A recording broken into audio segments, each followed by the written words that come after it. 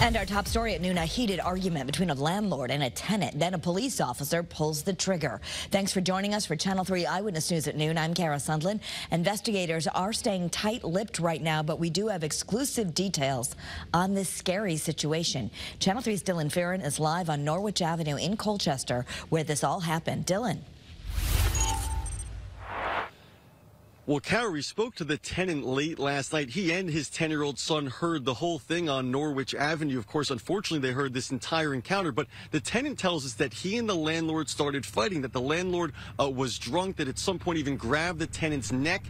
At some point, they ended up calling 911. Colchester police officers showed up, and the father and son then got to a safe space, but they were able to still hear the entire encounter. And they told us that they heard a Colchester police officer yell, "Drop the gun." Then they heard a gunshot. It turns out, according to state police, that the Colchester officer shot the landlord. He is in the hospital right now. No word on his condition. But, of course, Kara, very scary situation. Now the father and son are speaking only to Channel 3.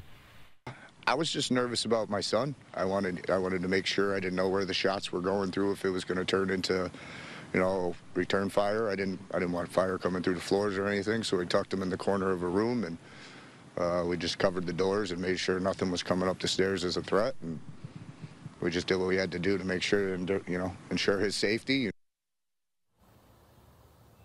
So police were here for 12 hours investigating. The road Kara opened up around 6 o'clock this morning. Now the Inspector General takes over the investigation. We're live in Colchester. I'm Dylan Fearon, Channel 3 Eyewitness News.